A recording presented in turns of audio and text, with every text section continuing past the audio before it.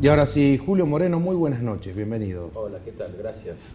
Y teníamos una pequeña introducción de Rosario que dice, bueno, ayer fue una testigo viva de algo que estaba pasando aquí en Salta, manifestantes en la Plaza 9 de Julio, manifestando algún cierto no sé, de resquemor, de miedo. ¿Qué es lo que decían? Yo creo, Andrés, que había mucha gente, había muchas pancartas, ¿no? Generalmente pasa en estas situaciones donde se expresan por diferentes disconformidades, una de las cuales más fuertes fue la situación económica, la suba del dólar, la fijación de precios, bueno, una serie de pancartas que estaban puestas en la Plaza 9 de Julio, deben haber habido como 80 personas que se manifestaron ahí, y bueno, un poco para que nos cuentes cuál es la disconformidad de esta gente. Bueno, evidentemente la situación económica no es de las mejores, no están soplando buenos vientos de lo que está pasando.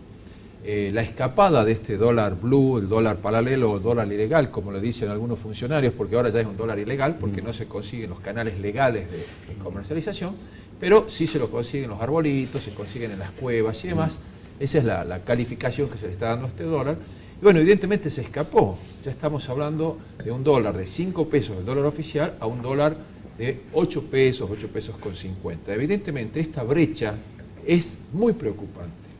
Muy preocupante, aunque aparentemente muchas personas dicen que este mercado del blue, el mercado del paralelo, no es un mercado importante, no es significativo, pero sirve para marcar una tendencia de que la sociedad está preocupada, una tendencia de que la inflación sigue, que no hay ningún tipo de contención para la inflación, y evidentemente la gente trata de cubrirse, y trata de cubrirse a través de la compra del dólar. Y no nos olvidemos también el cepo cambiario, en donde existen muchísimas trabas, muchísimas dificultades para conseguir dólares. Entonces, evidentemente, ante una oferta coartada, una oferta que disminuye cada vez más, y bueno, la demanda de algún lado, porque la gente está esperando permanentemente o en cualquier momento que se hagan anuncios económicos.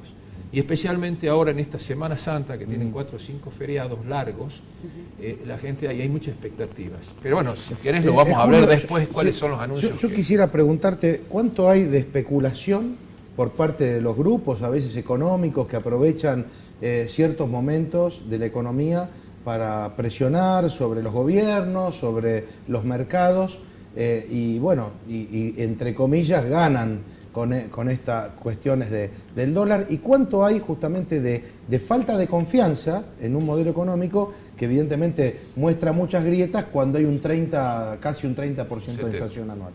Bueno, el tema es así, Andrés. Si nosotros actualizamos el valor dólar de acuerdo a la inflación real, estamos en valores de entre un 8 y un 9 pesos cada dólar. O sea que el dólar es un producto más que aumenta como aumentaría la inflación. Correcto. Hasta ahí estamos de acuerdo.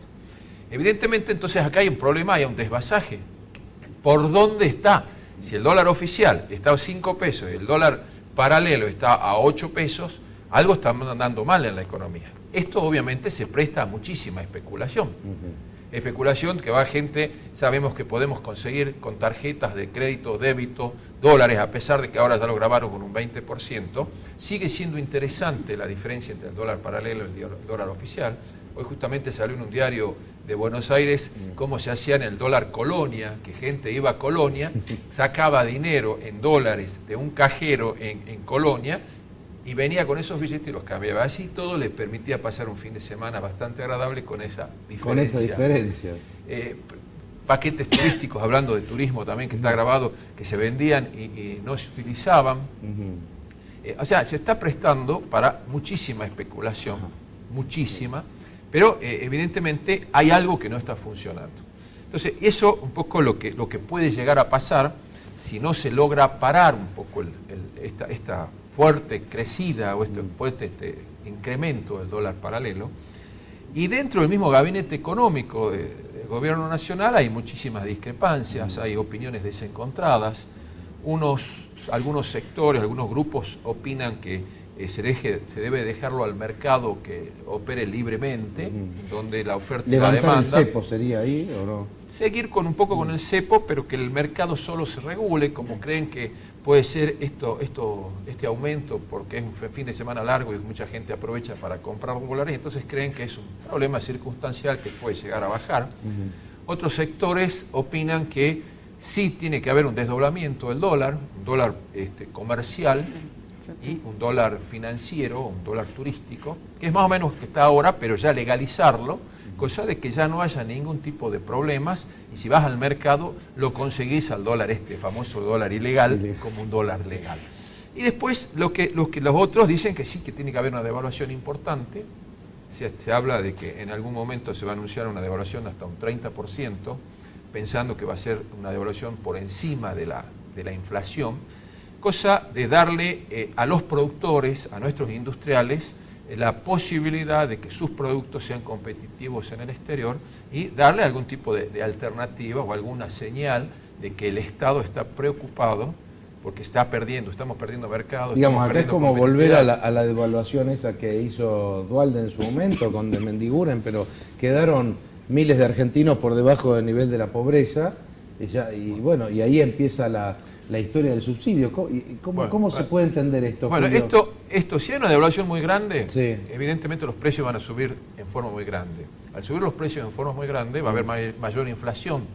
Si hoy el flagelo de nuestra economía es la inflación que no se puede controlar. Entonces, evidentemente, si hay una gran devaluación, sube todo, proceso inflacionario, vuelve a negociación, la negociación de los aumentos de sueldo, las paritarias, ¿qué es lo que va a pasar? No te olvides que todavía se está hablando de paritarias. El gobierno está haciendo todo lo posible para que se negocien paritarias por abajo de un 20, un 25%, o sea, por abajo de la inflación. Entonces se habla de paritarias que van a aumentar en 18 meses, un 30%, vendría a ser un 20% de inflación anual. Evidentemente esas paritarias, si se llega a ese 20%, va a generar un proceso de recesión, porque la inflación va a ser superior a los aumentos de sueldo, va a haber menos disponibilidad de dinero, entonces puede empezar un momento de recesión en el mercado, un momento de recesión con inflación, evidentemente va a haber menor recaudación. Al haber menor recaudación, el Estado va a tener que empezar a gastar menos, o aumentará muchísimo más la presión tributaria, porque el Estado necesita cumplir con todos sus compromisos. O sea, no está claro, no hay nada claro en este momento para decirte, mira, se ve una luz verde en el camino, en donde vamos a ver qué es lo que pasa. Y bueno, el tema de los subsidios es muy claro. El Estado está generando todo un proceso de consumo muy fuerte a través de los subsidios. Eso también puede servir en el corto plazo, pero en el largo plazo no es sustentable. Acá lo que hay que hacer es generar fuentes de trabajo genuinas a través de la creación de empleos en empresas, en pequeñas y medianas empresas o en industrias, que esa es la verdadera fuente de trabajo genuino, no a través de los subsidios, que es un engaño en el corto plazo. Sería importante, a veces hablamos, ¿no?, con Rosario, el tema de la lucha contra la pobreza. ¿Cuánto se puede haber disminuido la pobreza en estos años cuando decíamos que crecíamos a tasas chinas, de que supuestamente a través de muchas políticas sociales de inclusión se había salido, digamos, de las situaciones de marginalidad? Pero ¿y cuál es la situación hoy de esa Argentina que siempre está ahí pendiente de ese aumento que no llega a fin de mes, que no llega a la canasta básica? Acá yo te diría que dividiríamos los periodos, el periodo del gobierno kirchnerista en dos, el periodo de Néstor y después el periodo de Cristina. El periodo de Néstor fue un periodo de mucho crecimiento. Obviamente se paró la pobreza, se logró equilibrar, nuestros productos tenían buenos precios competitivos en el exterior, los dos superávit de balanza comercial y balanza y fiscal estaban positivos, y después ya la gestión de Cristina, cuando empezaron a generar determinadas políticas que iban en contra de la, llamarle ortodoxia, que es una palabra que quizás pueda caer mal, de la ortodoxia económica, evidentemente empezaron a ver este tipo de problemas. Hoy te diría que la inversión está bajando. Desde que se empezaron a instrumentar este tipo de políticas, está bajando. La pobreza, yo no sé con qué índice lo vamos a medir, porque no son creíbles. Entonces, primero tenemos que empezar a sincerar nuestras unidades de medida para poder decir aumentó o no aumentó. Es como supuestamente la falta o no de trabajo, digamos, en definitiva. Obviamente. Como el que está subsidiado no se puede considerar con un trabajo genuino. Ese es el otro tema. El que cobra subsidio no está incluido como desocupado o como persona que está buscando trabajo. La persona que ya no busca trabajo porque sabe que no va a encontrar, tampoco figuran en las estadísticas. Entonces, evidentemente, yo te diría que no es confiable la información de que se puede dar. Así que yo iría por las calles, iría por los barrios, iría por los asentamientos, y ahí me daría cuenta si realmente aumentó o no aumentó la pobreza o disminuyó, por supuesto. Sí. Hablando de porcentajes, un poco, quería preguntarte, ¿la población económicamente activa hoy en Argentina podría considerarse dentro de un 40% si es que se están considerando afuera aquellos que están subsidiados? Pero los que están subsidiados estaría entrando dentro del 60%. ¿Sí? Más o menos esos son para los darle números, un porcentaje. Ahora, ¿qué pasa si seguimos bajo este esquema de gasto público a través de subsidio de inclusión social y va reduciendo el porcentaje de nuestra población económicamente activa que está sustentando a todos aquellos jubilados o que están fuera del sistema, y se nos agranda nuestro porcentaje de cual no está produciendo? Bueno, ese es el problema. Acá los ajustes, o sea, primero, si vamos a hablar de desocupación, en estos últimos 2 o 3 años no se ha creado trabajo genuino, y las únicas actividades que se han generado fuentes de trabajo son los gobiernos municipales, provinciales y nacionales. Ellos han absorbido esa oferta laboral, que obviamente no ha absorbido todo, pero es la única actividad que está absorbiendo trabajadores o oferta laboral. Ahora, si vos me decís, ¿es sustentable en el tiempo con la emisión monetaria que se esté pagando los subsidios? Te diría que no. Es perverso el modelo.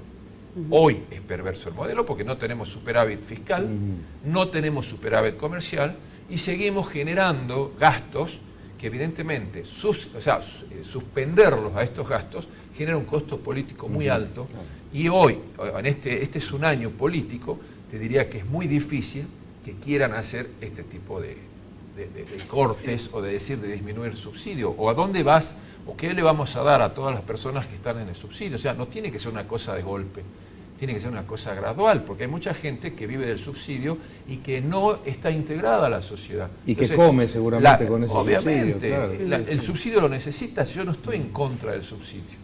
O sea, el subsidio como una herramienta económica puede servir en el corto plazo, pero hoy la realidad te dice que es una cosa que está enquistada, digamos, en muchos sectores de la sociedad, y que va a ser muy difícil lograr sacarlos desde el punto de vista social.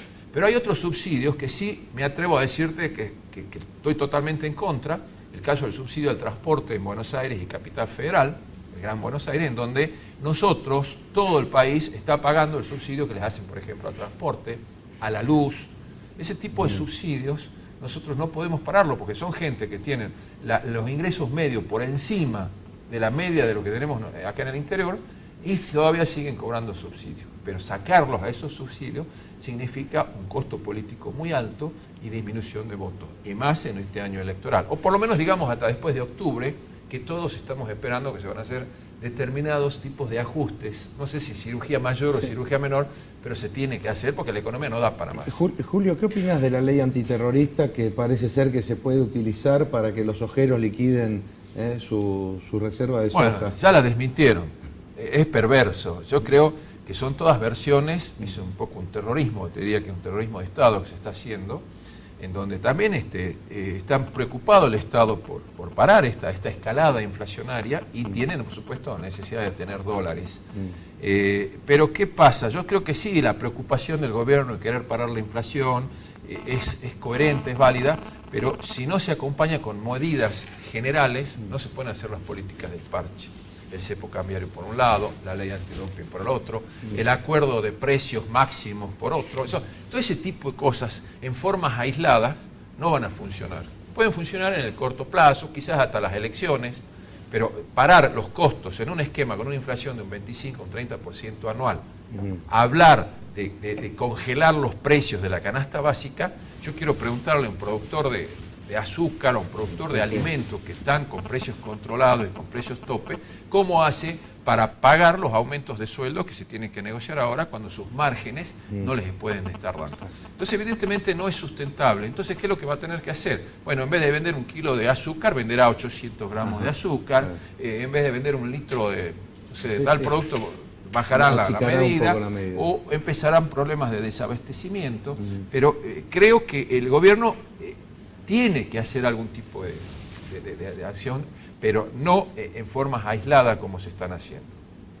Bueno, la última pregunta, la economía informal. Preguntarte un poco que nos expliques cómo influye en la inflación y en el peso tributario que tenemos la economía informal hoy en Argentina. Muchísimo. Estamos hablando de un 40% de economía informal. Esa economía no aporta impuestos, no genera impuestos, sí genera consumo. Esa economía, los trabajadores, por ejemplo, que están trabajando en la economía informal no tienen derecho a jubilación, a obra social, no tienen derecho a nada. Van a la economía informal porque no les queda otra alternativa. El empleador de la economía informal corre muchísimo más riesgo que cualquier otra persona, que cualquier otra empresa legalmente constituida, porque tiene un problema muy serio de personal, de un accidente de trabajo o de lo que sea. Y después lo fundamental es que esa economía no aporta impuestos, pero sí consume. Consume indirectamente al comprar una gaseosa, al comprar comida, evidentemente están pagando el IVA, están pagando un montón de cosas. Pero esa persona no está contribuyendo, por ejemplo, a que se sostenga un sistema educativo, no está contribuyendo a que se sostenga el sistema de salud. Esa persona se enferma o tiene un accidente, bueno, todo el sistema, el aparato del Estado tiene que contribuir. Pero esa persona no está, o los que están en la economía informal, no están contribuyendo a que eso se fortalezca. Gran desafío, ¿no?, para el futuro también. Muchísimo. ¿Cómo podemos hacer para que se formalice lo informal y al mismo tiempo que los que están formalizados también puedan pagar y ser buenos contribuyentes? Yo creo que ¿no? a todas las personas les interesa integrar la sociedad formal, pero bueno, por problemas de competencia, por problemas, muchísimos más problemas, tienen que permanecer en esa economía. Julio, muchas gracias, como siempre muy claro, gracias por haber venido. Gracias por invitarme. Vamos nosotros a la pausa aquí en Alta Política y enseguida no se pierda este bloque realmente importantísimo porque vamos a recordar y poder analizar lo que fue el 24 de marzo de 1976. Va a estar Mauricio Ortín y Javier Cornejo Solá haciendo una suerte de contrapunto para ayudarnos a desasnar también de esos temas.